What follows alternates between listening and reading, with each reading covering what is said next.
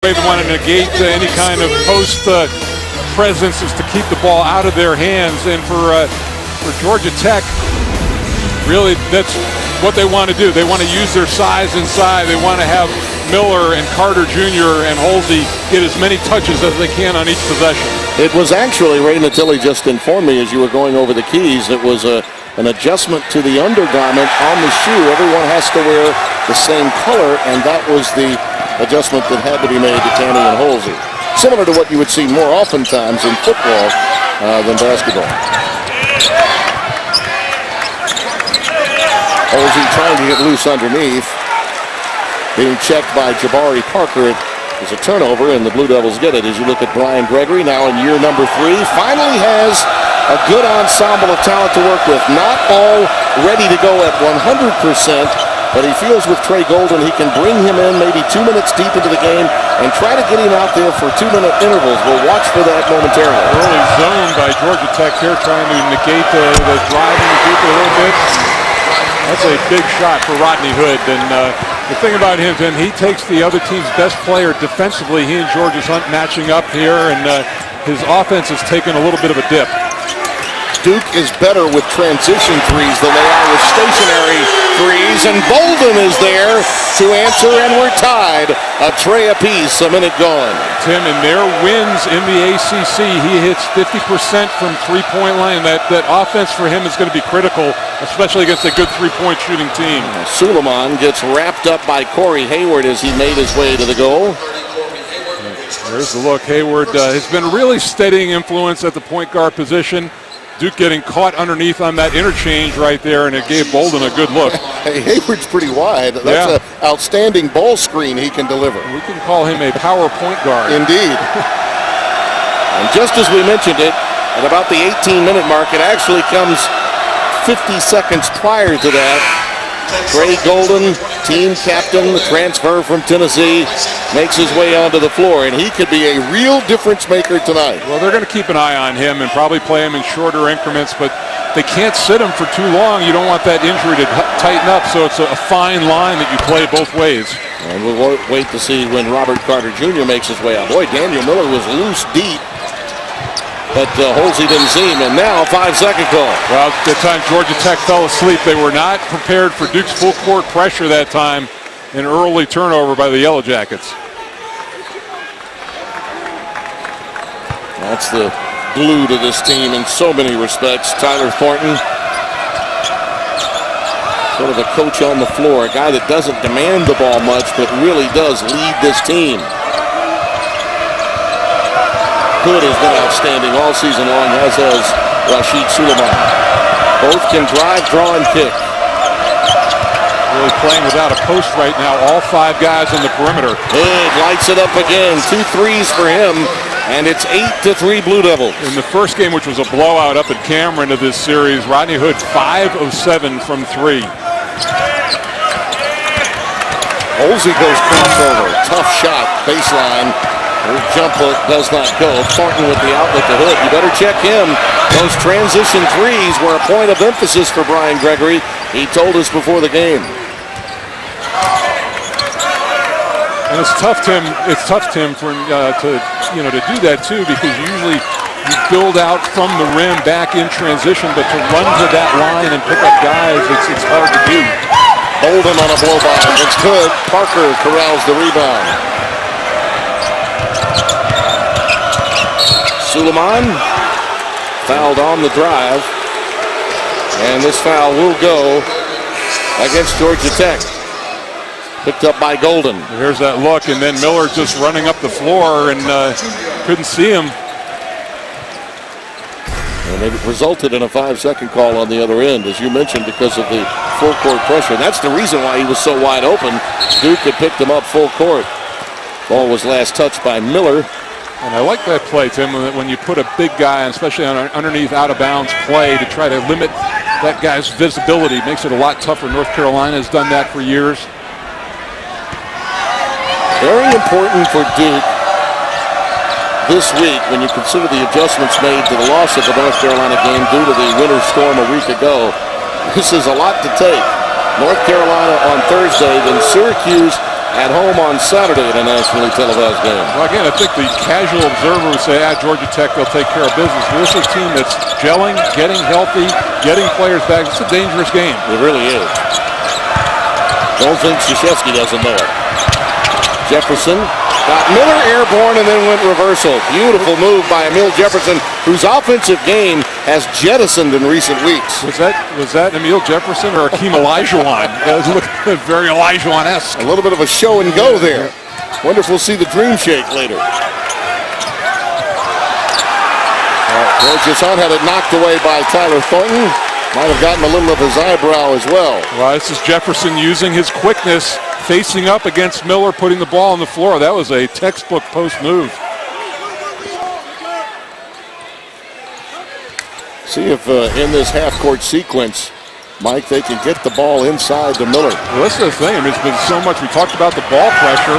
Now they're trying to work him in the screen roll action. They can't get him the ball. Shot clock at 2. Golden with a desperation shot off the rim. Parker with the rebound. He's doing a very good job defensively in the post with both Miller and Carter Jr. Not much he can't do, huh? Well, and that's the thing, and that's a tough cover for Carter. You know, I think he would like to bang in the post. Jabari Parker, so athletic and so good off the dribble.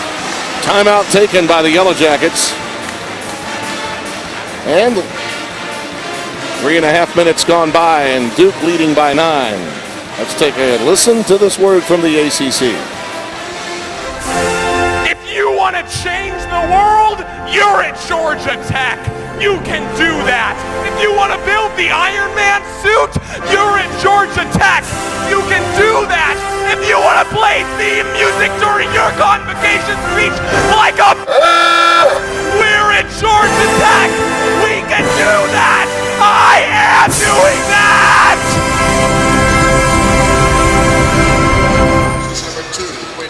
That's one of those PSAs. We talked about the fact that Rodney Hood had struggled offensively, and he got not only that, but he got into some foul trouble issues in the past few games. Only 6 minutes against Maryland, but he has gotten off to a quick start, seeing a big basket from 3. 3.5 minutes gone by, and Duke out to a quality start. And Chris Bolden dealing with the ball pressure now of Dawkins, who's coming to the game. Andre, grad student with this club. Ray Golden also trying to deal with Tip. Carter Jr. decides to drive in, and he'll pick up an opportunity at the stripe as Josh Hairston. Wholesale substitutions prior to the break by Krzyzewski. Yeah, and we're going to see more of Marshall Plumlee in this game as well because of the size. Just a little late getting over that time. And it was Hairston that got the foul.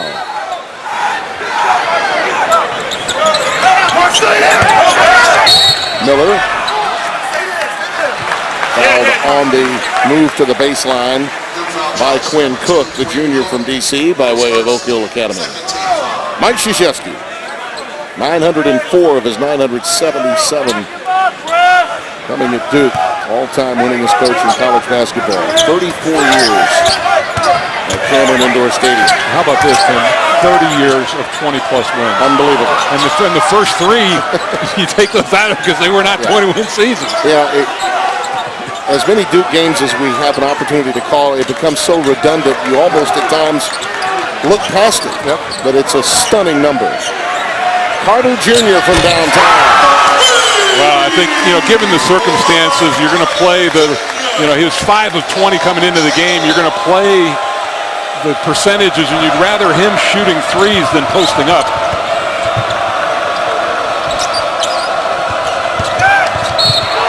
Bolden on the reach-in had a lot of leather, but he gets the personal foul. Reaching in against Matt Jones, Marcus Georges Hunt.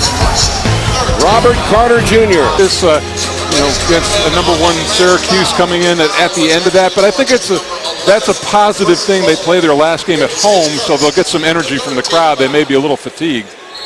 Both teams coming off that game are generally fatigued, and now the return engagement will come soon. Do we have a 5-second call? We do. Rare that you'd see that from the Blue Devils, but Quinn Cook did not get it in. The pressure worked, and the Yellow Jackets returned the favor on an earlier 5-second call they picked up.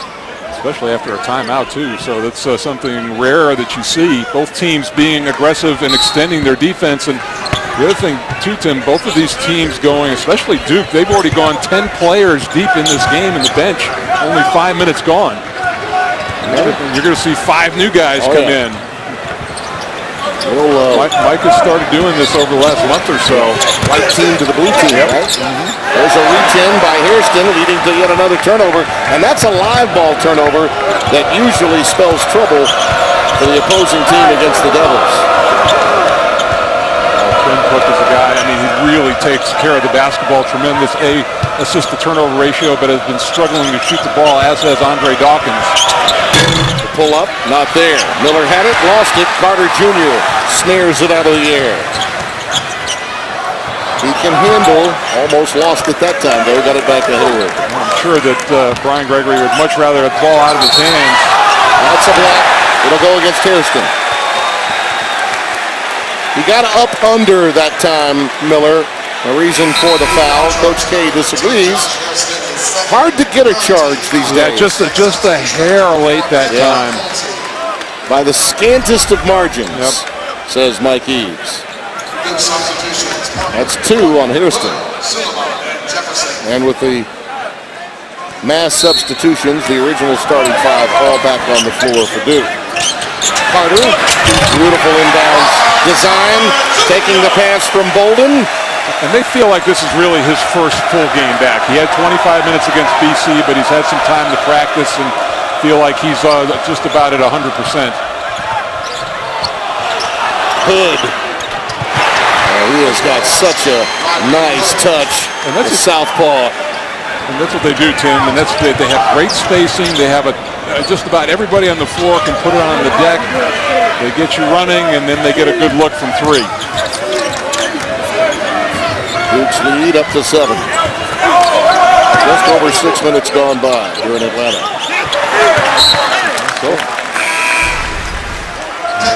Here's the look going baseline. You know where your shooters are, and you're not going to, Thornton isn't going to do anything with the ball in there, but he's got everybody around him. The defense has collapsed.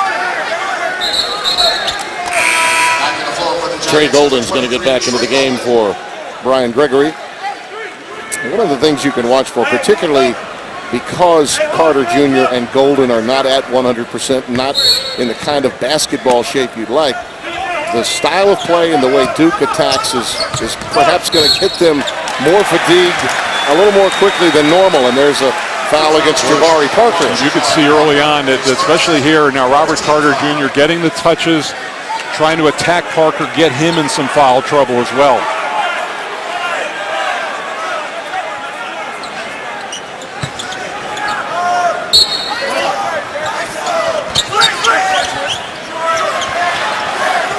Tough pass, almost picked off. Both teams having difficulty getting the ball in bounds. Golden working on Thornton. This is a nice matchup. Tyler Thornton is a great all-ball defender. Now they switch to Hood. Carter Jr.'s got a guard on him inside. They can't find him. Shot clock winding its way down as Holsey drives baseline. Stevens just into the game. That one goes crying off the front iron. He's become a much better rebounding team over this last stretch, having to do it with 5 guys. Right away, Rashid Suleiman, the super sop from Houston, gives Duke their largest lead of 10. Admittedly came into this year out of shape, has worked his way back, was out of the rotation a little bit, but now solidly back in it.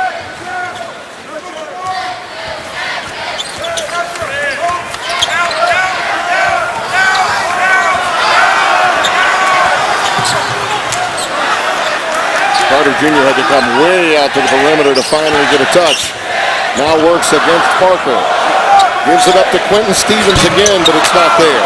Well, and he put Stevens in a bad way over that time. It was a tough shot, the clock winding down. Ideally, you want the ball in your hands of a Trey Golden in that situation with the clock winding down. Off the pick. High off the back rim. That one does not fall for Suleiman. What you notice is how difficult it is for Georgia Tech to run what they want. That foul goes against Thornton. Very difficult for Georgia Tech to take a shot that's not stressed, while Duke is getting good looks on their end of the floor. Well, that's what, when I talked about extreme ball pressure, that's what I meant out on the perimeter, that you're so worried about getting passes to each other outside that it makes it tough to get looks in on the post.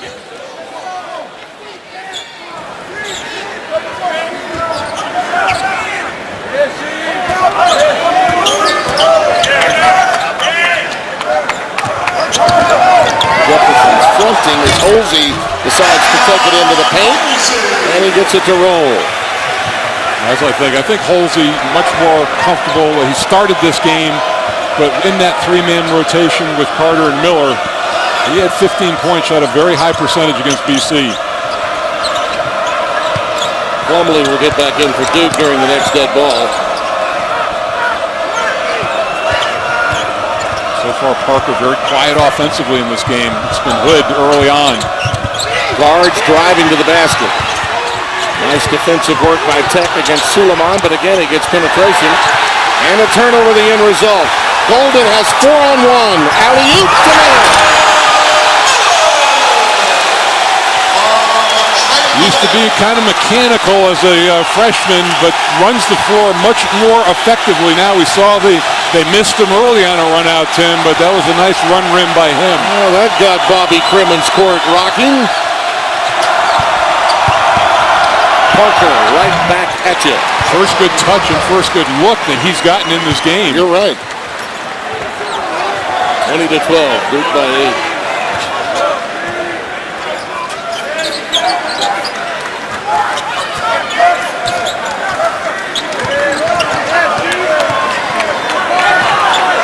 This is a lot more like the Duke we've seen in the past. Overplaying every passing lane. Suleiman giving it up to Parker for the easy deuce. Yeah, very unselfish. He could have taken it in, but they're really fighting for 5-second calls out front. That's how closely they want to guard. Miller left free. Poole Jr. just into the game, and that one was last touch by Tech. Off Stacy Poole Jr. Alley-oop got the crowd involved, but guess what? You're still down double digits. You're playing the number 5 team in the country, too. For North Carolina in Tallahassee. He's been doing a lot of his scoring in the second half, Tim, which is where he did last night. And I didn't think they could win a game without James McCamish scoring. Yeah. And 0-5 for him. Yeah, in foul trouble the whole game, but Kennedy Meeks really stepped up and had a tremendous game. He was 11 of 12 from the floor, the young man, and 2 really good games back-to-back for him. That's the thing that makes this week so tough for Duke. They're playing 3 teams that have very good interior scoring. The Jackets have struggled finding their scores on the offensive end of the floor. They do get a stop there after the drive by Hood. And let's see what Golden can come up with here. Carter Jr. really trying to post up against Parker, but again, unable to get the ball. Well, Parker, Jawari Parker forcing him out and catching it maybe 10 feet out farther than he wanted to. Long rebound, Miller. Finally taken away, though, by Duke, and Matt Jones, the freshman from DeSoto, Texas, in the game. There's yet to be an offensive rebound in this game, and again, it was quick hands that time by Jones, keeping it alive.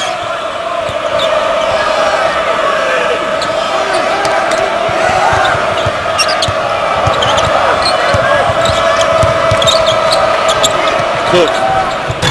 He dribbled around, finally decided what the heck, I'll throw it up, and he rattled it home to get his first deuce. Maybe a confidence builder for him. Again, guys troubling to shoot the ball, and all of a sudden that first jumper goes down. Georgia's up right to the rack. I mean, he really does know how to score. He is a prolific driver and scorer, and loves the big shot, as you well know. He's got a big body. He loves to use it, but it's a tough cover with Hood with him. It's a good matchup offensively and defensively. Parker, this one taken down by Carter Jr. Well, we saw Georgia's Hunt last year beat Miami when they were so solid trying to win the ACC title with a drive, and you had them with that three-point shot against BC the other day. Out of bounds. Last touched by Parker on the end line. Jefferson and Dawkins will come in for Duke. Holsey and Hayward for Georgia Tech. And you see Miller and Golden taking a seat for Brian Gregory. This is going to be the MO, I think, for Duke as this happens. Game unfolds, the maximum energy they're expending on the defensive floor. It's like a hockey stick. Line change. Rogers up. Reach-in foul is spotted. This one against Matt Jones. Still, Mike Krzyzewski is having to transition to life with the execution of rules with the hand checks and the arm bars and the perimeter. And with the head of officials, John Adams, in the building tonight, these guys are on their toes. Indeed. And, but you know what? The odd thing is, those changes have benefited Duke offensively. Absolutely. With all the way they can put the ball on the floor, as much as it maybe has hurt them a little bit defensively. Georgia's helped force that one. End result, this opportunity. On the other end, a beautiful rotation for Quinn Cook, and you're right, a confidence builder it was, and the lead catapults to a baker's dozen. Well, he's had only one double-figure game in his last 7, and that was a 21-point effort against BC. Yet another overplay in a passing lane leads to the turnover. This is Brian Gregory's worst nightmare. Exactly what he could not have happen is backcourt being devastated by the ball pressure brought by the Devils.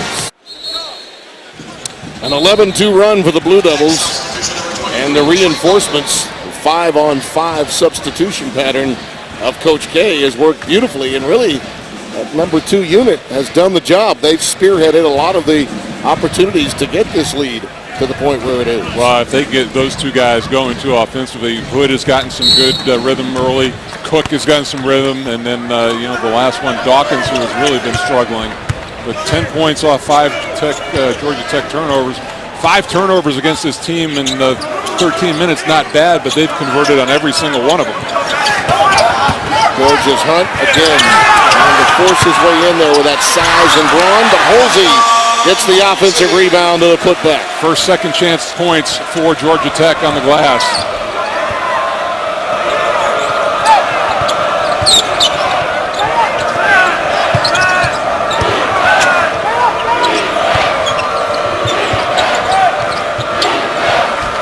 Dawkins wide open for the 3. Again, a quality look, and Duke's getting many of them out of their half court. And that's the other guy who's been asleep offensively. And if this team's making threes and shooting at this percentage, it's a long night for the opposition. Absolutely.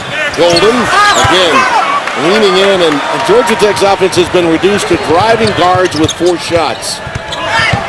Dawkins leaves it for Jefferson, who's trailing. Count it, and a foul. Softly. A Roberta Flack off of the window pane. Just killing it softly. Trey Golden gets the foul. He knew the contact was coming. This is just a thing of beauty and understanding where you are. And because of the way they shoot threes, they lead the nation in points per possession, which is at 1.3, which is astounding. I'm amazed at the emergence of Jefferson of late. Now, he missed that free throw. He has improved, and he had a lot of room for that in recent weeks after his start to the season. But that was just a marvelous decision in terms of knowing he was about to get fouled and adjusting his shot to get the and-one possibility. Right, this ball pressure, they have not been able to get the ball inside. Halsey trying to split a double team and is fouled.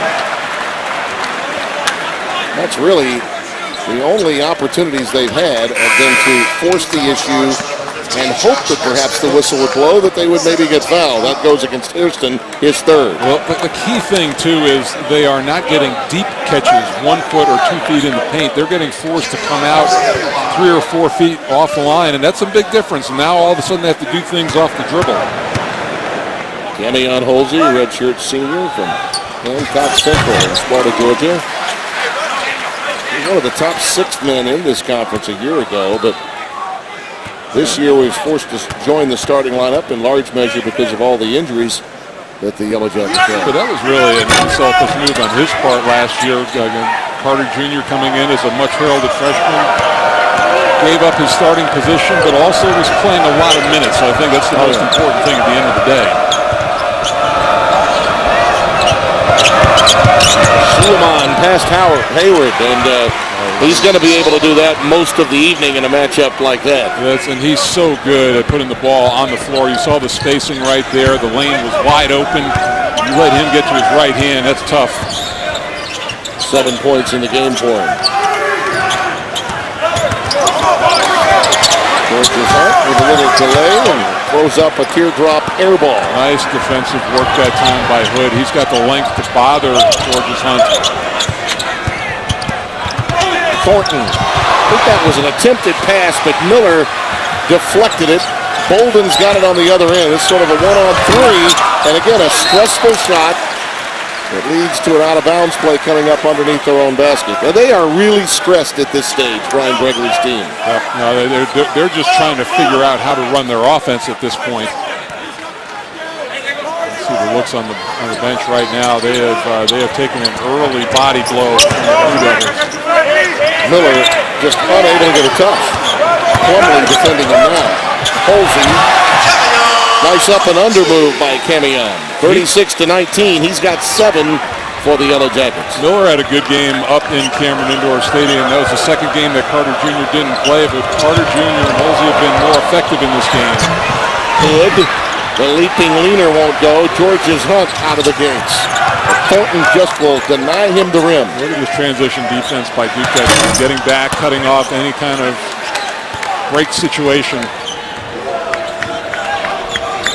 Holsey is called for some help, and Robert Carter Jr. will check in for him. He's fatigued, number 24 in white. He's trying to check this guy, Parker, and right away they go to him past Miller, and he's got 8. Everybody on the right side of the floor, they gave Parker some room to move. There was no time for double team to come over. I don't know if Holsey may have gotten a Charlie horse or something. He's not physically well. I don't know if it's just fatigue or maybe he tweaked his ankle or leg. He's got it right now down on the blocks. Got the double team and managed to put it through. And he runs back, showing some signs of a bit of a limp. He's got 9 points, though. They need his offense right now. Well, they came with a smaller double team in Thornton that time, and Holsey turned into it. He was able to shoot over the top of the guard, doubling.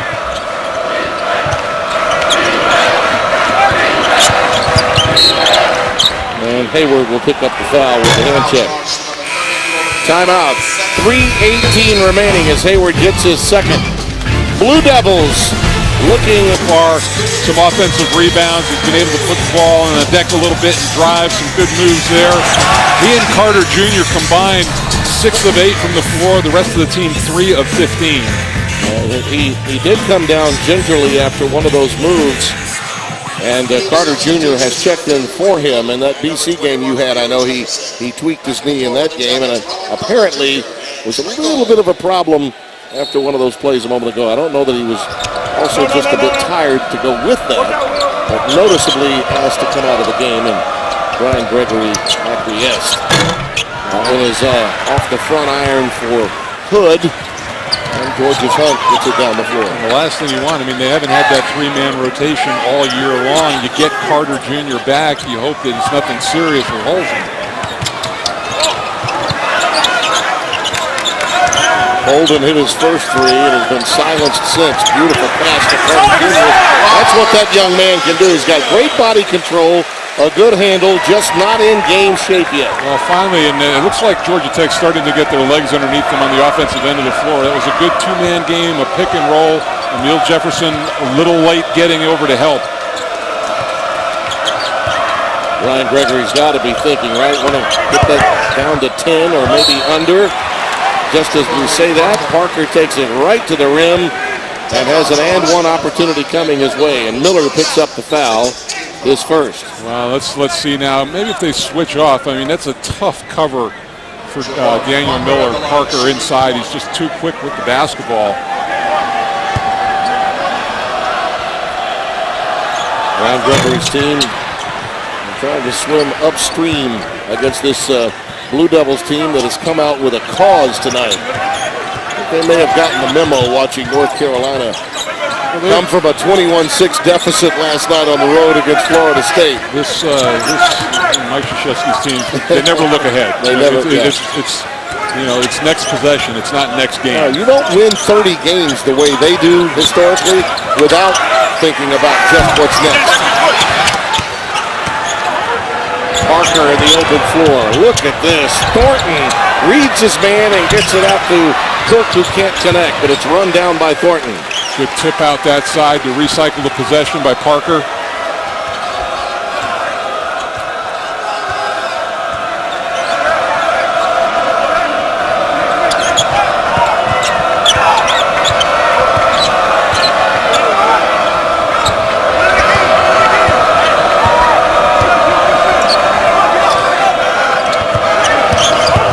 Spread, another look for Cook. Running the two-man game, and they're trying to keep him going. Got some early confidence. Haven't heard from George's Hunt in a while. He turned down an open three. I don't know if you're going to get a much better look against Duke than that. Parker doing a nice job of changing position defensively against Miller, fronting sometime. Carter Jr. feeling it over Jefferson, and he gets the roll. I think he likes the matchup when it's Emil Jefferson. Well, but that's the thing. I mean, that was well played defensively, and that was a tough jump hook from range. It was. Carter.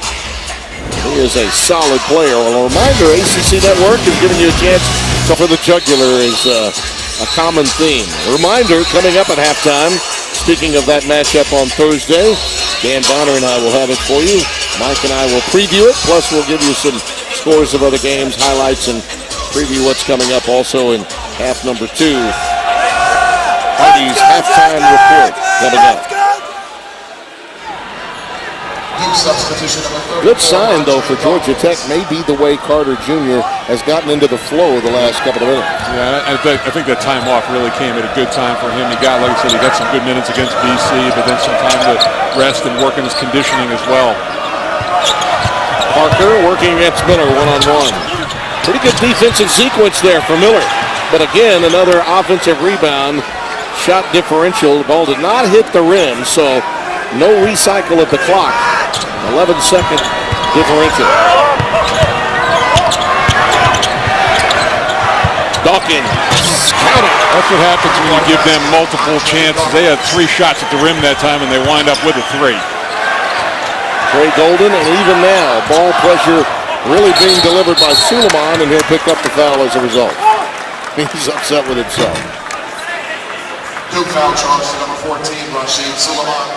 His first foul on Rashid. We saw there's still plenty of time, 3.4 seconds to advance the ball up the floor. Shooting 1-1.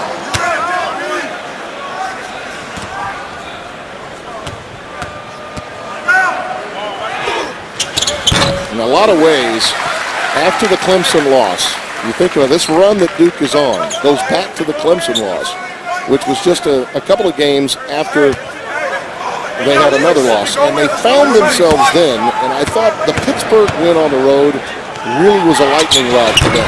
They had been playing at a higher level ever since. And too, Mike Krzyzewski had been dealing with the death of his brother, and that was a factor as well. And he talked about it as such, but this has been a different team, especially defensively. Yeah, they really look like a top 5 team tonight, no question.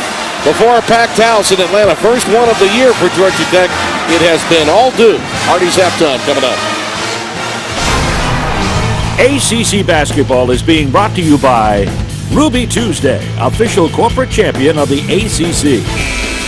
Beautiful evening in Atlanta. At long last, some quality weather throughout the southeast corridor. And Duke has certainly responded to the environment. Look how warm they've been. Hood with 9, Suleiman, Cook each adding 7, but Parker leading the way on 5 of 8 shooting. And Holsey, as Mike touched on at halftime, really leading it for Georgia Tech. Duke looking to get a little backdoor action here early. And right away, Hood driving it into the paint is fouled, and Hayward. They like to bring him off the right side of the floor, Jim, so he can get to that left hand and make plays or make passes. That's the 3rd foul on Calvin Hayward. reportedly, I beg your pardon. Georgia Tech going with a smaller cover. It's only the third turnover of the game, but they went with a smaller cover on Parker. They had Miller on him, and, you got to make choices. I think they were in shock. And Parker was airborne when he made the pass, too, so he was quick to say, my bad. Always leave your feet as a shooter, never as a passer. Just underway second half. Very important first couple of minutes here for Georgia Tech to get some good possessions and see the ball go through the rim, try to work back in this game in 4-minute increments. Weimer just into the game, and the freshman sophomore who was forced into playing time with all the injuries finally got quality playing time a few weeks back against Clemson. Ignites with a beautiful scoop to the hoop using the glass. Well, and this crowd just looking for something to grab hold of. He had been playing sparingly until that Clemson game, has played a good deal of late. All the injuries to the backcourt. Remember, this Georgia Tech team lost Jorgensen very early. He's a tremendous prospect. He'll be a part of this team a year from now. Jefferson goes reversal and gets the job done late in the clock. Yeah, good catch, good offense by him. Again, Thornton, he is such a leader on this team, Tim. They all respect him. They've responded to him. He's played more minutes in the last 4 or 5 games. That was a nice delivery. Holsey. That looked like a tired shot. Not much trajectory on it. Keep watching to see if he's favoring that tweaked knee from the Boston College game the other day. They need him to stay healthy. For the rest of the month of February, Parker drives against him and draws the foul from Kevion Holsey.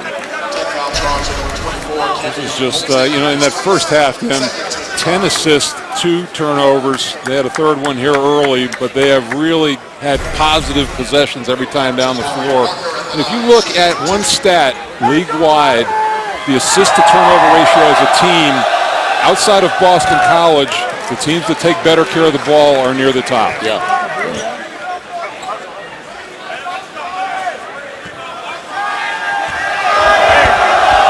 I was at practice the other day in anticipation of the North Carolina game, Mike, and got a good long look at Parker. And as great a player as he is, the thing that you notice from a practice and being there for all of it is how dedicated he is to improving. Jefferson picks up the foul far from the basket with the pressure against Georgia's hand. It's not often you say that about a superstar talent. Well, and the thing, too, the coaching staff talking about being able to coach him hard, which for guys with big expectations and freshmen, sometimes they're not accepting of that. He is. The rest of the team understands that, and he really wants to improve, especially on the defensive end of the floor. Weimer being dogged by Suleiman. Look how far out Georgia Tech is trying to run their offense.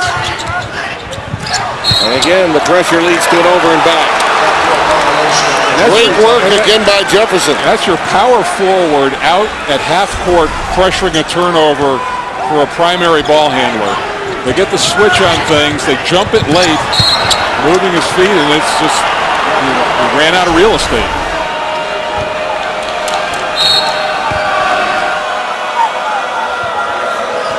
The stress test continues for Georgia Tech on the offensive end. Hood on a blow-by against Bolden, but Miller swatted it away. He deflected it out of bounds to Duke. First block of the game for Miller. They've had him out on the floor. What a remarkable shot blocker he has been throughout his career here, too. More in a turning shot blocker, too, Tim. Not a guy who's going to, go up 3 feet above the rim and get something, but he gets it as it leaves your hand. A lot of different ways to do it. Mike Krzyzewski had wonderful words for him to me today at the Duke shoot-around. He loves Miller's game.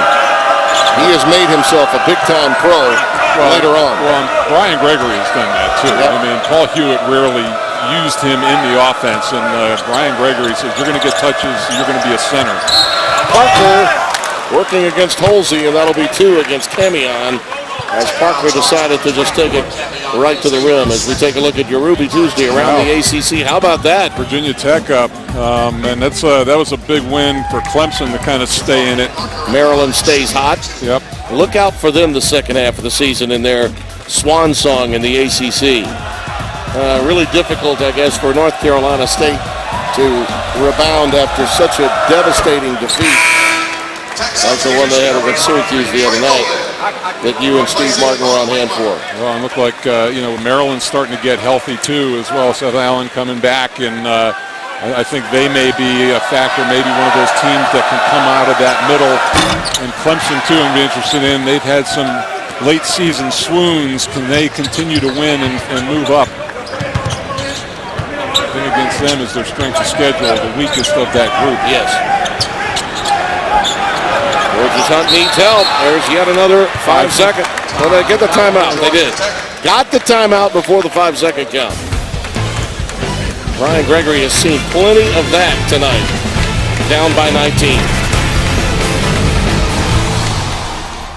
And I don't recall a time when a player with those kinds of numbers was as understated and maybe even undervalued around the country. Granted, he plays for a team that's hovering around 500, 4-8 in the league, but just one of the really outstanding college basketball players most of the country outside the ACC footprint knows very little about. Even now, look how far away he is. Jefferson pressuring him, trying to get that 5 second claw. Georgia Tech cannot run their offense. This is Duke's defense in vintage form. Thornton with a takeaway. Pass was behind Suleiman as he was trying to make his move. And we'll go back the other way. Mike will live with that. Well, Tim, I'll tell you what, this is as out of sorts as I've seen a team offensively. And it's just been the unrelenting pressure by Duke that's got them in this state. And by and large, they've done it without fouling. And that's difficult to do, particularly on the road for any team. Lesson on how to use your feet while defending. Look how far out again. Power forward, catching it out near half court. Olsey drives, got his man airborne, and we'll get to the free throw line. Parker upset with himself. Second foul on Jabari Parker. So this is it. This is your power forward again doing everything off the dribble, and that came from almost half court, and he got bailed out right at the end with a foul. And that has been, by and large, Mike, the offense. You have to drive to the basket, hope that you can one-on-one manage to get your man airborne, get to the free throw line. The ability to run a ball screen or any kind of pick and pop, it's not there for Georgia Tech tonight. Yeah, and he only 6 assists in that first half, so everything was done off of the dribble or off of the offensive glass. Olsey has 10 and Georgia Tech's 30. They trail by 18 as we approach the first television timeout of the second half. The 1-2-2 zone by Georgia Tech now. Try to take Duke out of its rhythm. Good little stutter step. Oh, he's so good with that soft left-hander. He's crafty in there, and he's got the length to go with it, does the transfer from Mississippi State. You can make him go right somehow. Force him to beat you going that way. He's too good with his left hand.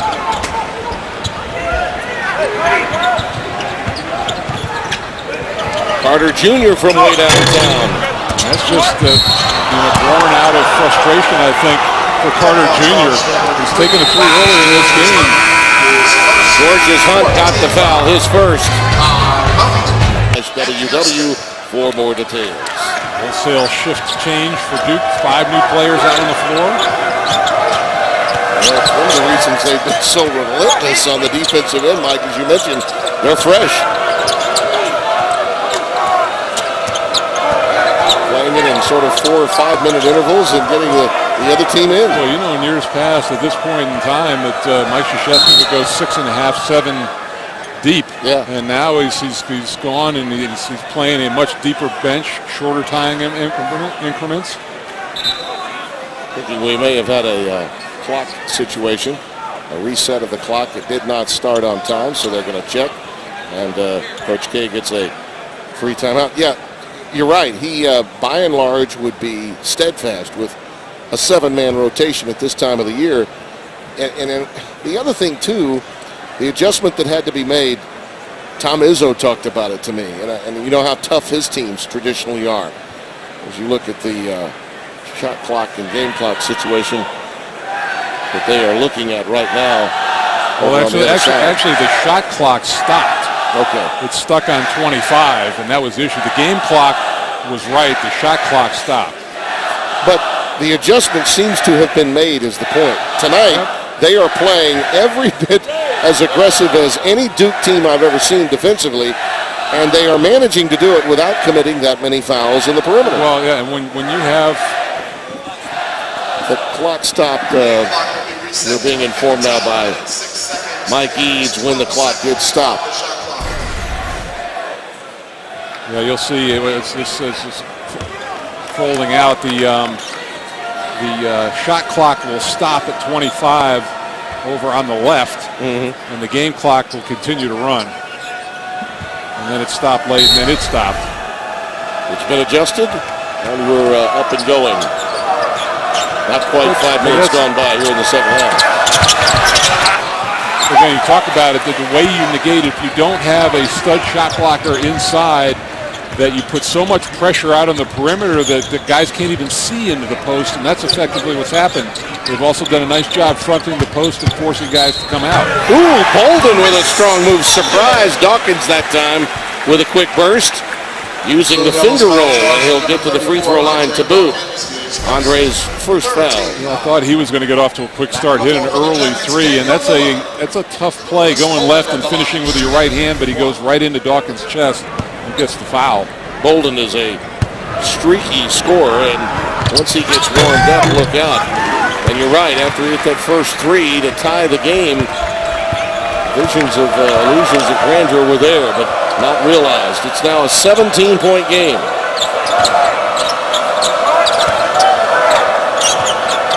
Zone again for Georgia Tech. Jones, Hairston, Cook, Plumlee, and Dawkins, the 5 on the floor for the Devils. Andre's shot too strong, and I think Hairston might have been kicked over the back that time. That's 4 on him. He's had some hard luck, foul difficulty in the game, but as aggressive as they are, and at times when you're reaching or using your arms, and as he did there, you're going to get tagged. Well, there's that fine line between being aggressive and then also understanding a ball that you can't get to, and you don't want to waste a foul in that situation.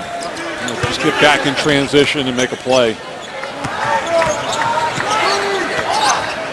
Thornton has Bolden go right by him, and after the crossover maneuver, really nothing else Tyler could do but foul him. He didn't want to give up the layup. Well, and that's the first thing. All right, here's the way with Georgia Tech, slow the game down a little bit.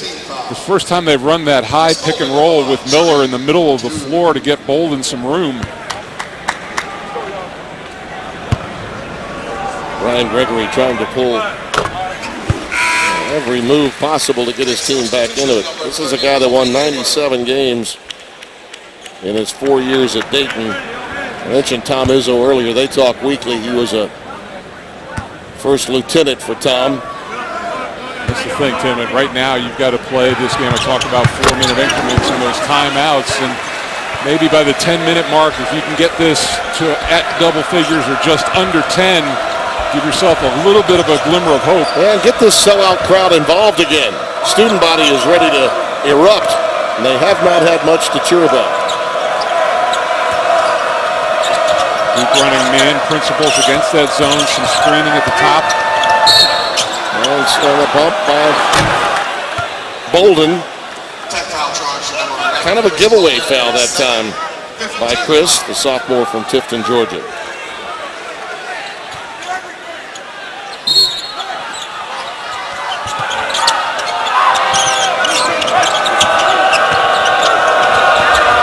And Miller got a hand on that one. Very deceptive. Good. tough shot. Miller defended very well there. Yeah, it is. And he stayed down in the pump fake and made him take a tough shot without fouling. There's the pop out for Georgia's own. Decides to drive and goes with the scoop. Miller on the glass, missed the chippy. Doesn't go. Yet another loose ball. Hayward stays with it.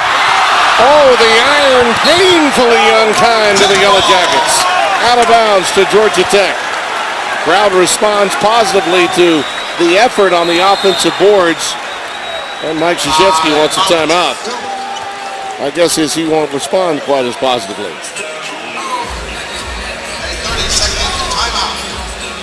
Good defense on this end of the floor by Miller. Well, here it is, the spin, and got a hand, I think, in on that play, and then stayed with it for the rebound. But it is a tough cover, and this one, it's like they had the rebounding ring on that for the drill, just would not go down. Mike Krzyzewski very upset with his team about 4 opportunities. And again, a reminder, tonight's coverage of ACC basketball is being broadcast on AFN, the American Forces Network, and we welcome the nearly 1 million men and women of the U.S. Army, Air Force, Navy, Coast Guard, and Marines stationed around the globe in 175 countries and on the high seas. We're proud to have you with us tonight and hope you're enjoying our broadcast. Miller was the one probably most upset. That was the most makeable of the shots. Easy right there. It wouldn't go down. And there haven't been many for him tonight. And we haven't heard Jabari Parker's name much early in this second half offensively.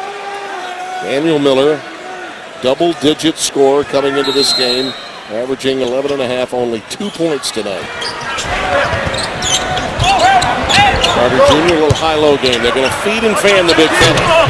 Can't get it to go, and Parker brings it down. He got good deep position, but then took a long jump hook, almost going away from the basket. You've had that many tough looks, and it's been difficult to get the ball. Sometimes some anxiety seeps into your game. Jefferson and Thornton now working. Carter Jr. gets the rebound. Oh, Thornton steals it. What a play by the captain. That's the value to this team. He doesn't make mistakes with the ball, and he gets plays back for you. That was a remarkable defensive play. Really gave up his body there.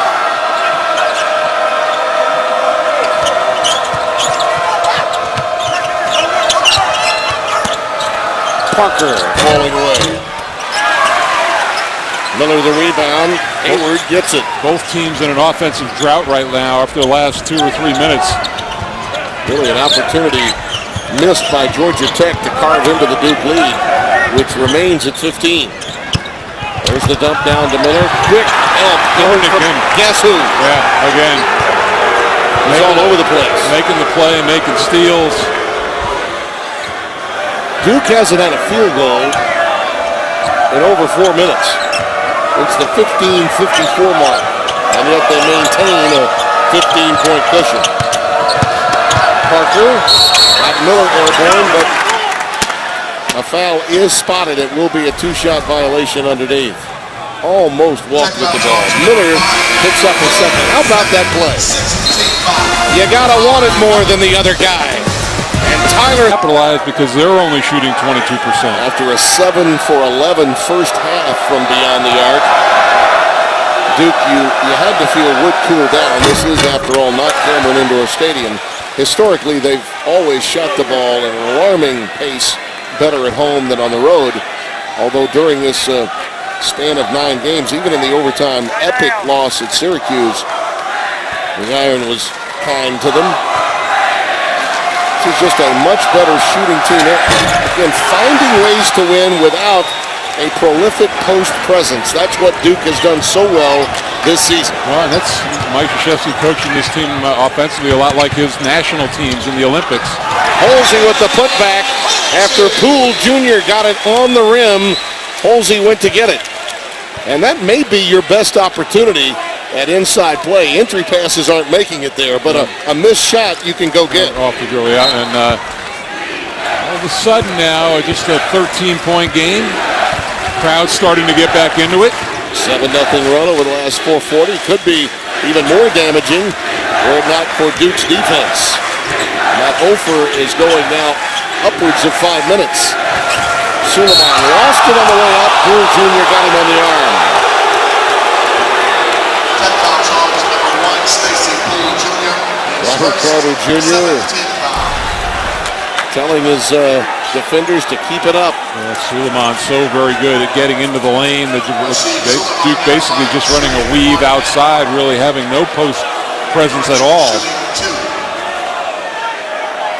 The last one was an empty possession for Duke with Parker missing both of those free throws. Normally steady at the line at 78%. Mentioned the involvement of Mike Krzyzewski and really to some extent Jim Boeheim, the top 2 coaches in the country in terms of overall wins, and the fountain of youth that's come from being involved with USA Basketball. Rashid Suleiman played for the under-19 team last summer in the World Championships in Prague. Well, and he has had several offers over the years from pro teams, and I think it's really the best of both worlds for Mike, and that he gets to work with the best players on the pro level and still has his program at Duke.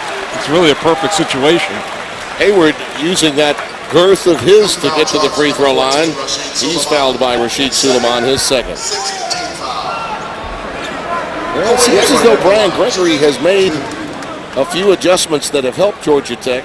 Even though they've not been making a large percentage of their shots, they are at least saying we're going to get to the rim some way, somehow. Spread it out themselves. Hayward, that's his first, his 0 of 3 from the free throw line in the ACC competition. And it appears that the experiment for Trey Golden may have come and gone. Played for a while early in the first half. Not seen here in the second. Yeah, I mean, again, did it stiffen up over at halftime? Tough to keep that loose. So you really don't want to gamble with something like that.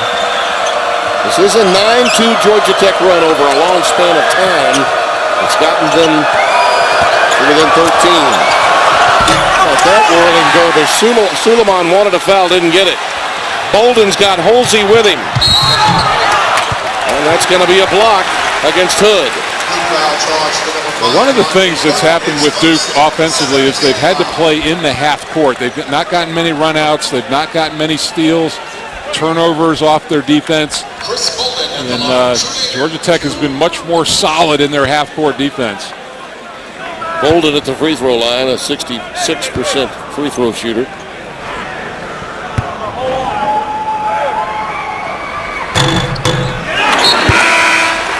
Cook and Dawkins replace hard-working Tyler Thornton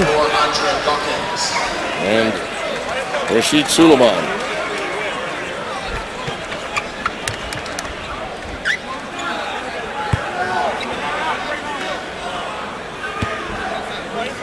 Hayward, Bolden, Poole Jr., who will probably get the lion's share of minutes now that Bolden is not playing, along with Holsey and Miller, are the 5 on the floor for Tech. They are down 12.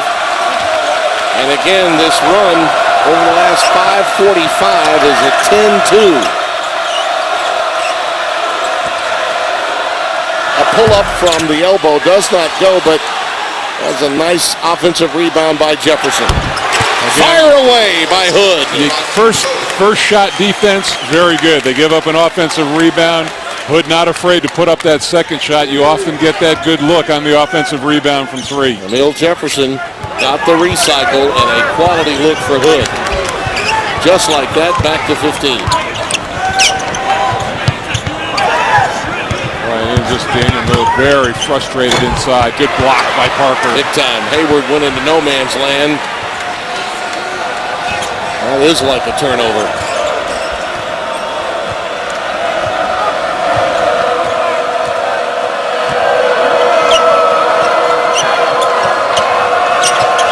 Game plan was to keep Miller from being active.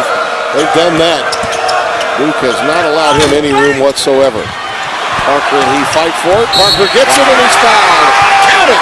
And he'll get to the line. The only blue jersey in there and just outworked. He was the quickest off the floor. That's why he got that offensive rebound. 15 for Jabari Parker. Here's the look. I mean, he had inside position against Miller fought for it and got it up quickly. This is one great player with a future that is absolutely going to be immediate and very worthwhile, and yet his work ethic is unquestioned. No sense of entitlement from number one in blue. And I don't, you look at him, Tim, I don't think you call him a position. No. I mean, he's a basketball player. Yeah. I mean, that's, he's got size, he's got quickness, he's got range, he can shoot, he can handle. When Cook gets the foul, his second, it's the 8th team foul against Duke. So Hayward gets back to the free throw line. Now, you're right about Jabari Parker. I tell you, there are very few players that you will see as we have Carter Jr. in too quickly for a violation. And that's on the front end of the one-on-one, so it negates the whole play. Huge mistake there by Carter Jr. Well, you heard that we were sitting down near the Duke bench and everybody yelling block out, knowing that Hayward is a suspect free throw shooter. And Carter Jr. just too eager to get into the lane. I don't know that there's anyone that I've seen in this league in a long time that I could compare Parker to, who is, as you said, just an incredible basketball player in every sense, and we've got a foul underneath. That one will go against Holsey. Rooting out his man, that's his third foul. Bewildered Daniel Miller getting a little time on the bench for Brian Gregory.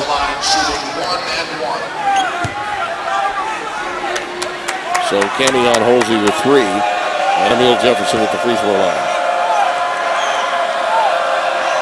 It's almost as if Jefferson's free throw shooting percentage might improve from the moment he got that one to go down. Remember that boulder that somehow fell in against Virginia in overtime? Remember that? Yeah, big play. And right after that, his numbers really began to pick up at the free throw line overall. Holsey working on Parker. Tough take on the baseline. He muscles it up but can't get it to go. On the deck and a tie ball. We're on the same side as the arrow. It is with Georgia Tech. But a pretty nice job defensively. Just forced him into an area where he had no chance to get a shot up, a quality shot up anyway. Corey Hayward to trigger it in. George's Hunt has just had a tough evening. They've locked down on him. Manages to get that one, the runner off the glass to fall. He's got 4. So the memo should be to Mr. Page in North Carolina. Check with George's Hunt on what his evening was like and the rest of the Yellow Jacket guards, because that kind of defensive ball pressure is likely to be coming on Thursday night.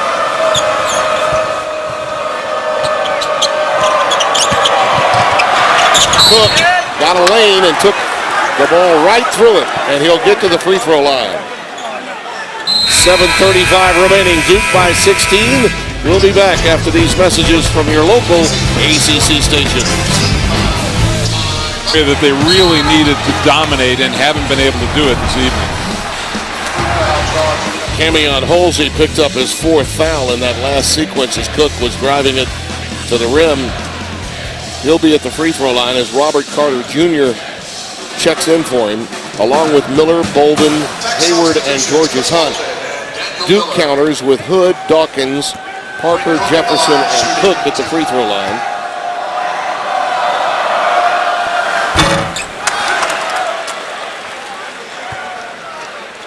Three missed free throws in the last 4 minutes for Duke so far. After a scintillating start in the opening half. Two empty possessions at the free throw line. Winning with defense here in the second half after these long droughts that they've had on the offensive end. On this end of the floor, they have hell serve for Coach Gay. Nice lob into Miller. Wave it off. Foul prior to the shot, says Ray Natili. And it goes against Emil Jefferson. tough play, too. I mean, they had the whole backside emptied out, and they were trying to get the lob. Jefferson was fronting. Daniel Miller at the line, shooting 1 and 1.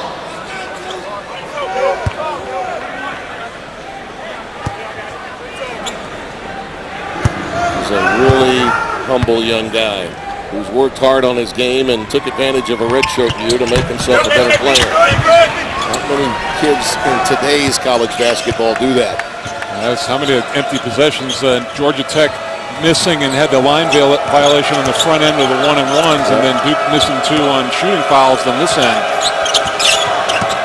Parker has Carter. Miller had it, lost it. Parker taps it back out. It was out of bounds, it appeared. Duke substitution number 14. And it will be controlled on this end of the floor to Duke. Devils hang on to it. Seems like those loose ball opportunities underneath. Miller can't grab them, and Parker gets tap outs to keep it alive. Tap outs are quicker off the floor. Those 50-50 balls that Duke has been coming up with. Quicker to the ball, our old friend Al McGuire used to say. One team is quicker to the ball, and it's a huge advantage, whether you're on the road or at home.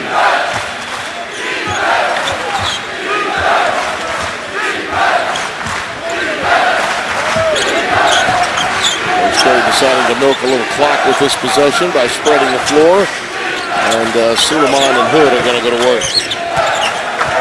Shot clock at 5. Cook for 3. Miller clears. Duke hadn't really gone deep into the shot clock much in this game. That's as far down as they've counted out. And doing it with a little more than 6 minutes remaining in the game, too. Carter, a little whirling dervish, 360 that will not fall, but it's taken down by Parker. Jabari Parker wanted to go coast to coast on that one. Cook telling him to slow his roll a little bit, give it to the point guard.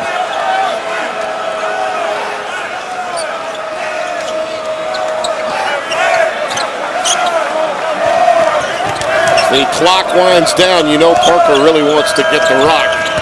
Suleiman decides to drive against Miller. He's rejected.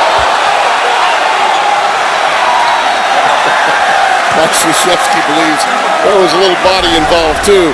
You can make a case that Moore's being called from the perimeter, and a lot of body is allowed down low. Well, I think coaches are saying that in general. Yes. That check is easy, 5 seconds to shoot.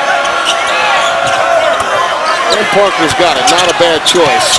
Past George's Hunt. And George's Hunt gets the rebound. Dogged by Hood. Boy, just nothing coming easily. They just are like gnats on your back porch that won't go away in the spring. Well, and this is the thing, too. And when Duke started to become, they were a very good offensive team early, but when they really started becoming better defensively, it was Hood. Look at that. The spring, yeah. Incredible. Absolutely incredible. Every pass is contested, and the moment you blink or get lackadaisical, you're going to pay a price, and now we've got Daniel Miller stepping in and, just total frustration for Georgia Tech. Unforced error. The one pass leading directly to the basket on the other end. One of the few runouts that Duke has had in the second half. And then Miller just losing concentration. There was nobody to throw to, and he stepped in bounds. Yeah. Now he's trying to thwart the efforts of Hood. He's trying to trigger it in for Duke. Well, nobody at that time running to the ball to give Rodney Hood an option to inbound. Everybody's standing.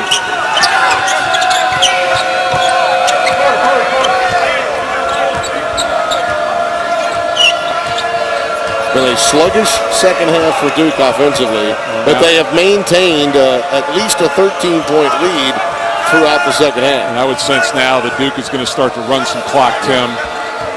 Get it down around 10 seconds and then try to get something creative going into the lane. Something else to consider, too.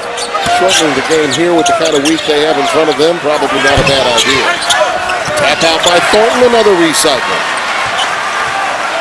When you think about it, they've got to play now not only the Thursday game with North Carolina, but turn right around to play Saturday night in a game that, from a national standpoint, may have more significance than the Battle of the Blues, that rematch against Syracuse. And this possession, they're going to be able to burn a minute off the clock. Parker splits the double and is hammered, and in doing so, he walks. And Georgia Tech has it. Well, closed captioning for ACC basketball is provided by Bojangles' famous chicken and biscuits. It's bow time. Emil Jefferson checks back into the game. Parker takes a seat with 4:08 remaining.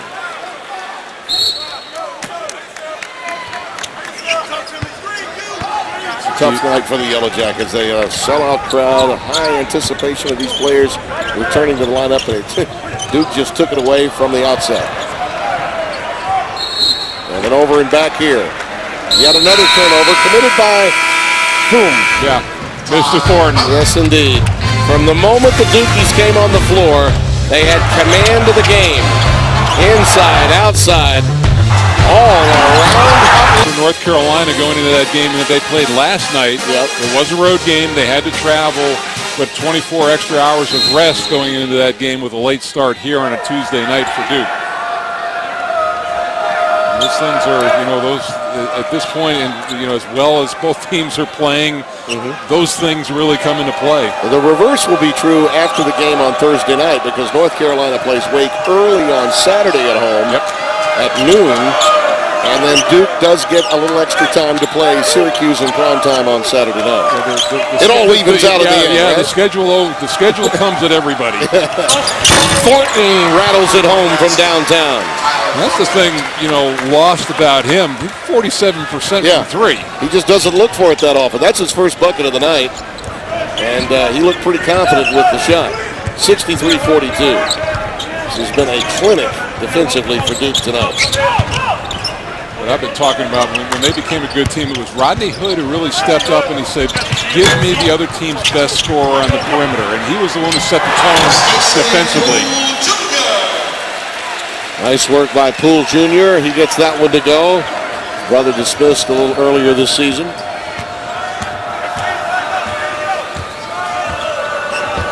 Well, you mentioned Hood. Mike, you go back and you look at his resume and the way it came together for him as a player. He was probably the stabilizing force in a team of nomads at Mississippi State that blew up to such a point that it cost Rick Stansbury his job. This young man has made a huge difference in Duke. And it's not often that Mike has transfers. You can count on one hand. Hayward leaves it to Carter Jr. and there's a foul underneath.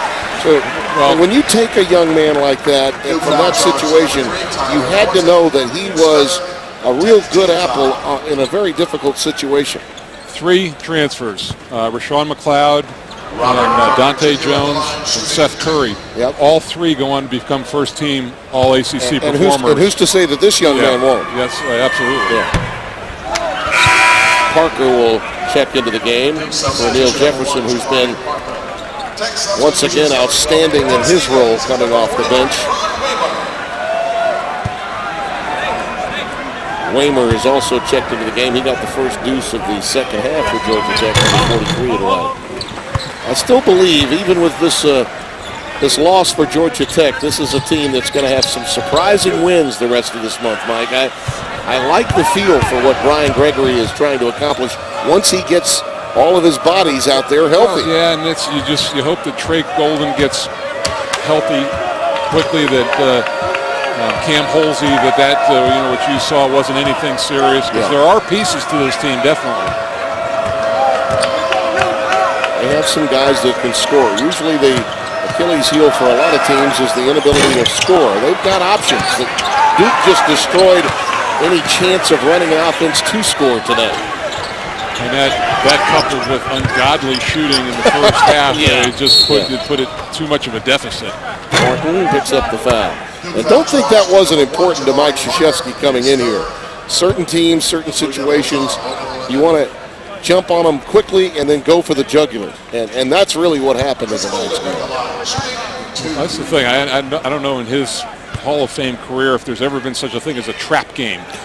every game's important. That's right. Closed captioning for ACC basketball tonight provided by Bojangles, famous chicken and biscuits. It's bow time. Last week, while stranded in Chapel Hill for 4 days, let me tell you, without a Bojangles and an Outback on the 15-501, I was in trouble. I was in serious trouble. So was Rob Reichley, by the way. That's like you said, though. I mean, it was like a trip to the spa for you. It was the first road trip you lost weight on. Yeah, I think I dropped 2 on the treadmill. The hotel was down to Waverly Crackers after day 2. The foul spotted as Suleiman was being dogged by Waymer. Well, here he is. You know, is he going to be player of the year in the conference this year? Is he going to be rookie of the year in the conference? Is he going to be both? And it's been pretty understated night for Jabari Parker for the most part. I mean, I think Hood was so dynamic early on, but he has really battled inside. See, I mean, he's 16 and 14, and it's the quietest 16 and 14 I've seen in a long time. Yeah. It's always noticeable superstar talent, superior talent. You cannot hide it. It's always there. But what is really great to see is superstar talent that maybe is knowledgeable of how much talent they have. They understand it, but they don't flaunt it. And he really blends with his guys, I think. And most guys coming out of high school now, the deficiencies are on the defensive end of the floor. It's an area that he really works on all the time and wants to get better at. Again, Bolden's unable to get that one to go, and Stevens commits the foul, reaching in. And again, a reminder, coming up on Thursday, it's the Battle of the Blues. Duke, Roy Williams and company, the North Carolina Tar Heels. Memories of buzzer-beating wins 2 years ago. It was Austin Rivers as a freshman that did in the Heels. Could it be another one in succession? We'll find out. North Carolina and Duke. Recent years, the Blue Devils have fared well in Chapel Hill. Look at the ACC Player of the Week. James Michael McAdoo was the Player of the Week, and he's coming off his worst performance of the season last night. My guess is he'll be ready to play come Thursday. Yeah, and three-point shooting, obviously, for Duke should be an area that they need to win statistically against North Carolina. Poole Jr. with a little bounce in his step has come into the game and made a little bit of a difference in the second half at 65-48.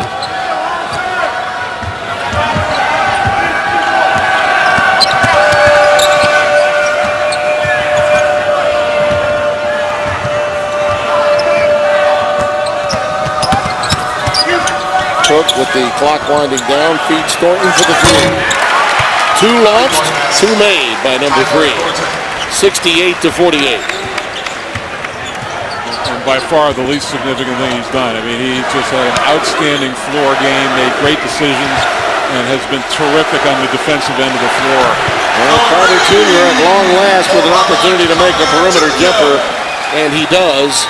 68-51, and this one will mercifully come to an end for the home team.